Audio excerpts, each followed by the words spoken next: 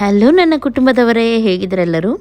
ಇವತ್ತು ನಾನು ನಿಮ್ಮ ಜೊತೆ ಸ್ಪೆಷಲ್ ಆಗಿ ಒಂದು ಬ್ರೇಕ್ಫಾಸ್ಟ್ ರೆಸಿಪಿಯನ್ನು ಶೇರ್ ಮಾಡ್ತಾ ಇದ್ದೀನಿ. ಹೆಚ್ಚಾಗಿ ಎಲ್ಲ ನನ್ನ ಬ್ರೇಕ್ಫಾಸ್ಟ್ ರೆಸಿಪಿ ನೀವು ತುಂಬ ಇಷ್ಟಪಡ್ತೀರಾ. ಇದನ್ನು ಕೂಡ ಗ್ಯಾರಂಟಿಯಾಗಿ ನೀವು ಇಷ್ಟಪಡ್ತೀರಾ. ಖಾರವಾಗಿ ಆ ಈರುಳ್ಳಿ ಎಲ್ಲ ಫ್ರೈ ಆಗಿ ಅದರಲ್ಲಿ ತಿನ್ನುವಾಗ ತುಂಬ ಸೂಪರ್ ಆಗುತ್ತೆ ಈ ಒಂದು ದೋಸೆ. ಹಾಗೂ ಇದು ನೀವು ಜಟ್ಪಟಾಗಿ ಮಾಡ್ಬೋದು. ಇದನ್ನು ನೋಡಿ ಎಷ್ಟು ಚೆನ್ನಾಗಿದೆ, ಸಾಫ್ಟಾಗಿ ನೋಡ್ಬೋದು ನೀವು. ಖಂಡಿತ ನಿಮಗೆ ತುಂಬ ಇಷ್ಟ ಆಗುತ್ತೆ. ಹಾಗೂ ನಿಮ್ಮ ಒಂದು ದಿನದ ಬ್ರೇಕ್ಫಾಸ್ಟ್ ಟೆನ್ಷನನ್ನು ನಾನಿವತ್ತು ದೂರ ಮಾಡ್ತಾಯಿದ್ದೀನಿ. ಹಾಗಾಗಿ ಪ್ಲೀಸ್ ಲೈಕ್ ಮಾಡಿ. ಓಕೆ, ಇವಾಗ ತೋರಿಸ್ತೀನಿ ಯಾವ ರೀತಿ ಮಾಡಬೇಕಂತೇಳಿ. ಒಂದು ಮಿಕ್ಸಿ ಜಾರ್ ತೊಗೊಳ್ಳಿ. ಇದರಲ್ಲಿ 1 ಕಪ್ಪಷ್ಟು ರವೆ ತೊಗೊಂಡಿದ್ದೀನಿ. ರವೆ ನಾನು ಸಣ್ಣ ರವೆ ತೊಗೊಂಡಿದ್ದೀನಿ. ದಪ್ಪ ರವೆ ಇದೆ ಆದರೆ ಅದನ್ನು ಕೂಡ ನೀವು ಯೂಸ್ ಮಾಡ್ಬೋದು. ಡೈರೆಕ್ಟಾಗಿ ಮಿಕ್ಸಿ ಜಾರಿಗೆ 1 ಕಪ್ಪಷ್ಟು ರವೆ ಹಾಕಿದೆ. 1/4 ಕಪ್ಪಷ್ಟು ತೆಂಗಿನ ಫ್ರೆಶ್ ಕಾಯಿ ತುರಿಯನ್ನು ಹಾಕ್ತಾಯಿದ್ದೀನಿ. ಇದು ಹಾಕಿದರೆ ಮಾತ್ರ ಟೇಸ್ಟ್ ಬರೋದು. 1/4 ಕಪ್ಪಷ್ಟು ಮೊಸರನ್ನು ಯೂಸ್ ಮಾಡಿದ್ದೀನಿ, ಅಂದರೆ 1-2 ಟೇಬಲ್ ಸ್ಪೂನಷ್ಟು ಇರ್ಬೋದು. 3 ಬೆಳ್ಳುಳ್ಳಿಯನ್ನು ಹಾಕ್ತಾಯಿದ್ದೀನಿ. ಸಣ್ಣ ತುಂಡು ಶುಂಠಿಯನ್ನು ಇಲ್ಲಿ ಯೂಸ್ ಮಾಡ್ತಾಯಿದ್ದೀನಿ.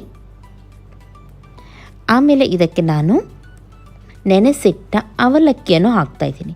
1 ಕಪ್ಪಷ್ಟು ಅವಲಕ್ಕಿಯನ್ನು ನಾನಿಲ್ಲಿ ತೊಗೊಂಡಿದ್ದೀನಿ. ಚೆನ್ನಾಗಿ ತೊಳೆದು ಸ್ವಲ್ಪ ಹೊತ್ತು ನೆನೆ ಇಟ್ಟಿದ್ದೀನಿ. ಸಾಫ್ಟ್ ಆಗಿದೆ. ಇವಾಗ ಇದನ್ನು ಹಾಕ್ತಾಯಿದ್ದೀನಿ ನಾನು. ಓಕೆ, ಇಷ್ಟು ಒಟ್ಟಿಗೆ ಹಾಕಿ ಗ್ರೈಂಡ್ ಮಾಡೋಣ. ನೀರು ಜಾಸ್ತಿ ಹಾಕಬೇಡಿ. ಓಕೆ, ನೋಡಿ ಇವಾಗ ನೋಡ್ಬೋದು ನೀವು, ಚೆನ್ನಾಗಿ ಗ್ರೈಂಡ್ ಮಾಡಿದ್ದೀನಿ ನಾನು. ಇಷ್ಟು ಗ್ರೈಂಡ್ ಆದರೆ ಸಾಕಿದು, ತುಂಬ ನೈಸಾಗಿ ಆಗಬೇಕಂತ ಏನಿಲ್ಲ. ಇವಾಗ ಇದಕ್ಕೆ ನಾನು ಸ್ವಲ್ಪ ನೀರನ್ನು ಆ್ಯಡ್ ಮಾಡ್ತಾಯಿದ್ದೀನಿ. ದೋಸೆದ ಹಿಟ್ಟು ಯಾವ ರೀತಿ ಇರುತ್ತೆ ನೋಡಿ, ಆ ರೀತಿ ಇಟ್ಟರೆ ಆಯಿತು. ಓಕೆ, ಇದು ಖಾರ ದೋಸೆ ಆದ್ದರಿಂದ ಇದಕ್ಕೆ ಹಸಿಮೆಣಸಿನ್ಕಾಯಿ ಅಂತೂ ಬೇಕೇ ಬೇಕು. ಸಣ್ಣದಾಗಿ ಕಟ್ ಮಾಡಿದ 2 ಹಸಿಮೆಣಸಿನ್ಕಾಯಿ ಹಾಗೂ 1 ನೀರುಳ್ಳಿಯನ್ನು ಇದಕ್ಕೆ ಹಾಕಿದ್ದೀನಿ. ಹಸಿಮೆಣಸನ್ನು ಆದಷ್ಟು ಸಣ್ಣದಾಗಿ ಕಟ್ ಮಾಡಿದ್ದೀನಿ. ರುಚಿಗೆ ತಕ್ಕಷ್ಟು ಉಪ್ಪನ್ನು ಹಾಕೋಣ. ಸ್ವಲ್ಪ ಇಲ್ಲಿ ಬೇಕಿಂಗ್ ಸೋಡಾ, ಅಡುಗೆ ಸೋಡಾವನ್ನು ನಾನು ಹಾಕ್ತಾಯಿದ್ದೀನಿ. ಇದು ಮಾತ್ರ ಆಪ್ಷನಲ್, ನೀವು ಬೇಕಿದ್ದರೆ ಮಾತ್ರ ಹಾಕ್ಬೋದು. ಓಕೆ, ಒಮ್ಮೆಲೆ ಖಾರ ನಿಮಗೆ ತುಂಬ ಇಷ್ಟ ಇಲ್ಲದಿದ್ದರೆ ಸ್ವಲ್ಪ ನೀವು ಹಾಕ್ಬೋದು ಇದಕ್ಕೆ, ಅಂದರೆ ಸ್ವಲ್ಪ ಖಾರ ನೀವು ಕಮ್ಮಿ ಮಾಡ್ಬೋದು ಅಂತ ಹೇಳಿ. ಚೆನ್ನಾಗಿ ಮಿಕ್ಸ್ ಮಾಡಿ. ನೋಡ್ತಾ ಇದ್ದೀರಲ್ಲ, ಇಷ್ಟು ತೆಳು ಇದ್ದರೆ ಇದು ಸಾಕು.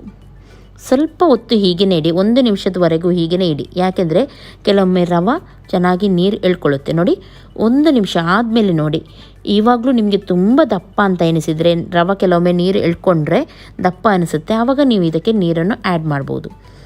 ಒಟ್ಟಾರೆ ಹಿಟ್ಟು ನೋಡಿ ಈ ಹದಕ್ಕೆ ಬರಬೇಕು. ಓಕೆ, ದೋಸೆ ಕಾವಲಿಯನ್ನು ಇಟ್ಟಿದ್ದೀನಿ.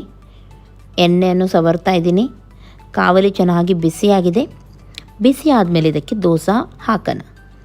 ದೋಸೆ ನಾರ್ಮಲಿ ನಾವು ಯಾವ ರೀತಿ ಹಾಕ್ತೀವಿ, ಹಾಕಿ ಸ್ಪೂನಲ್ಲಿ ಚೆನ್ನಾಗಿ ಹರಡ್ತೀವಿ. ಆದರೆ ಇದು ಆ ರೀತಿ ಮಾಡಲಿಕ್ಕಿಲ್ಲ. ನೀವು 2 ಸ್ಪೂನಷ್ಟು ಹಾಕಿ ಸ್ವಲ್ಪ ದಪ್ಪನೇ ಹಾಕಲಿಕ್ಕಿದ್ದು. ಹಾಗೂ ಸ್ವಲ್ಪ ನೋಡಿ ಈ ರೀತಿ ನೀವು ಬಿಡಿಸಿದರೆ ಆಯಿತು. ದೋಸೆ ನೋಡಿ ಈ ರೀತಿ ಬರುತ್ತೆ. ಸ್ವಲ್ಪ ಹೊತ್ತು ಮುಚ್ಚಿಟ್ಟನ. ಗ್ಯಾಸನ್ನು ಮಾತ್ರ ಮೀಡಿಯಮ್ ಫ್ಲೇಮಲ್ಲಿ ಇಡಿ. ಓಕೆ, ನೋಡಿ ಸ್ವಲ್ಪ ಹೊತ್ತಲ್ಲಿ ನೋಡಿ ಎಷ್ಟು ಚೆನ್ನಾಗಿ ಬರುತ್ತೆ ಅಂದರೆ ಇದು ಖಂಡಿತ ನೀವೆನಿಸಲ್ಲ ಎಷ್ಟು ಈಸಿಯಾಗಿ ಇದನ್ನು ಮಾಡ್ಬೋದಾ ಅಂತ ಹೇಳಿ. ನೋಡಿ, ಒಳ್ಳೆ ಹೋಲಾಗಿ ಚೆನ್ನಾಗಿ ಬಂದಿದೆ, ನೋಡ್ಬೋದು ನೀವು.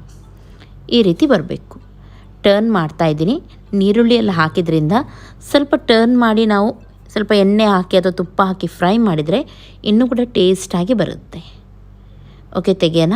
ಈಸಿಯಾಗಿ ತೆಗಿಲಿಕ್ಕೆ ಬರುತ್ತೆ, ಈಸಿಯಾಗಿ ಹಾಕಲಿಕ್ಕೆ ಬರುತ್ತೆ. ನೋಡಿ ಎಷ್ಟು ಚೆನ್ನಾಗಿ ಬಂದಿದೆ.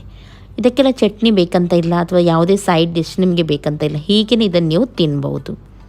ಇನ್ನೊಂದು ಮಾಡೋಣ ಅದೇ ರೀತಿ.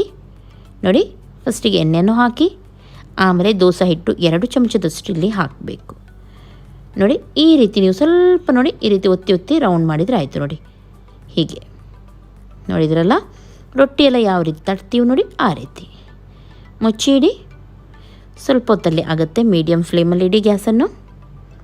ನೋಡಿ ಎಷ್ಟು ಚೆನ್ನಾಗಿ ಬರುತ್ತೆ ಇದು. ಟರ್ನ್ ಮಾಡೋಣ.